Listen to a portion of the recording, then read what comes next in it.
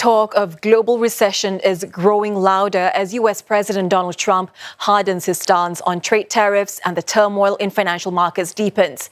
Asian stocks racked up one of their worst days in living memory, and Wall Street is set for another plunge tonight. Now, Asian governments are planning out their next steps, some pledging to work towards a deal with Washington, others like China doubling down on their criticism. 美国的有关做法是典型的单边主义、保护主义和经济霸凌行径，损人害己。 Beijing is accusing the U.S. of seeking, quote, hegemony in the name of reciprocity through its tariffs program. It warns that such threats and pressure are not the correct way to deal with the country. Mr. Trump had slapped an additional 34% tariffs on Chinese goods, bringing the total new duties this year to 54% and the overall tariff rate to a stinging 74%. China struck back on Friday with a slew of countermeasures, including extra levies of 34% on all American goods. South Korea, Japan and Taiwan, meanwhile, are trying to reach a deal with the U.S. Seoul's top trade officials are headed for Washington tomorrow for talks with their counterparts to discuss lowering the 25% rate. In Japan, Prime Minister Shigeru Ishiba vows to make a deal with the U.S. but says results will take time. Taiwanese President William Lai says the self-ruled island is not eyeing retaliatory tariffs on Washington.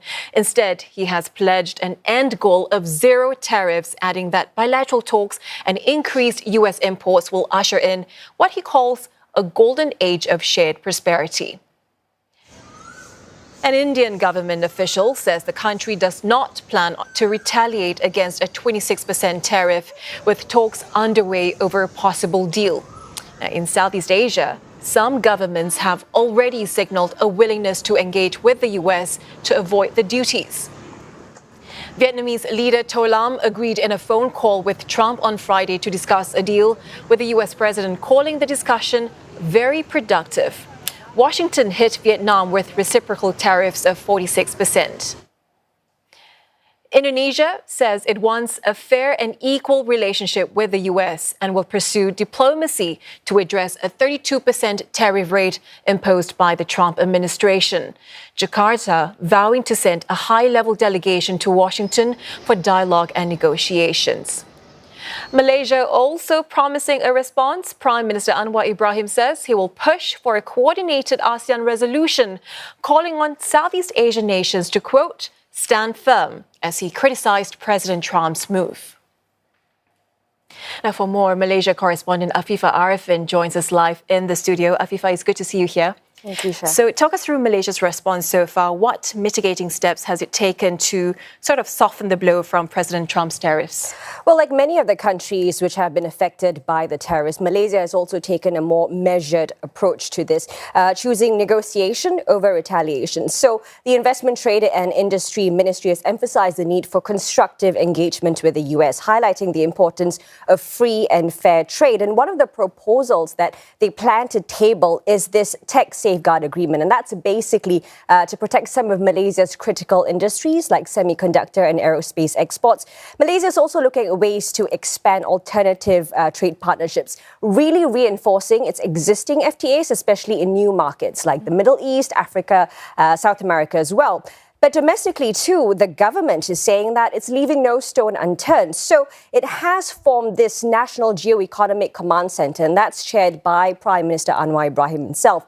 That grouping has met last week. It will involve all of the relevant agencies and the various industry stakeholders, and it plans to really form strategies to cushion the blow, especially on very hard-hit industries, semicon, textile, rubber, for example. And that grouping will also meet again next week.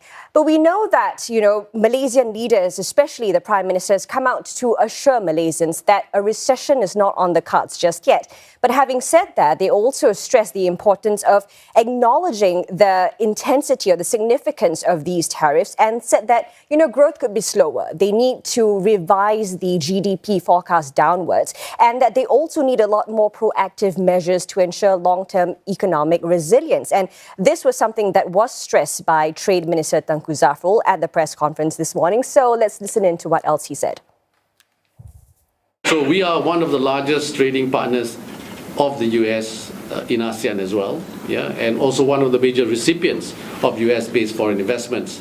So we must therefore acknowledge that there will be mid to long-term impact. This impact will be challenging, it will be broad-based, mainly because the tariffs have also been levied on almost every other trade and investment partner of Malaysia. So should many countries retaliate, the global economic fallout of a worldwide trade war will be very serious.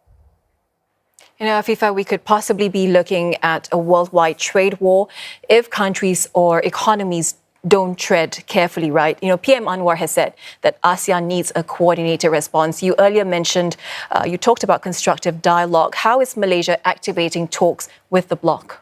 Right, so as ASEAN chair for this year, of course, Malaysia is spearheading efforts to coordinate a unified regional response to these tariffs. Prime Minister Anwar Ibrahim has, of course, taken the lead. He's been in very close contact with some of the regional leaders. On Sunday, he met with Indonesian President Prabowo Subianto, who visited him in Kuala Lumpur for Hari Raya, they say. But of course, these tariffs were something that was discussed. He also had calls with his other ASEAN leaders from Singapore, Brunei, Philippines, Vietnam as well.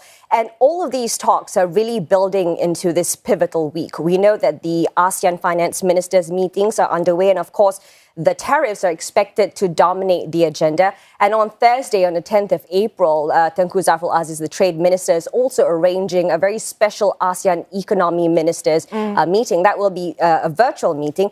But really, the goal is to get all of the ASEAN countries on the same page, to present this united front, to ensure that the supply chains, the global supply chains, are open, and to really, bring ASEAN's united voice to an international stage. A lot of moving parts in the coming weeks. Yeah, Afifah, thank you so much for sharing your insights with us. That was Afifah Ariffin joining us live in the studio.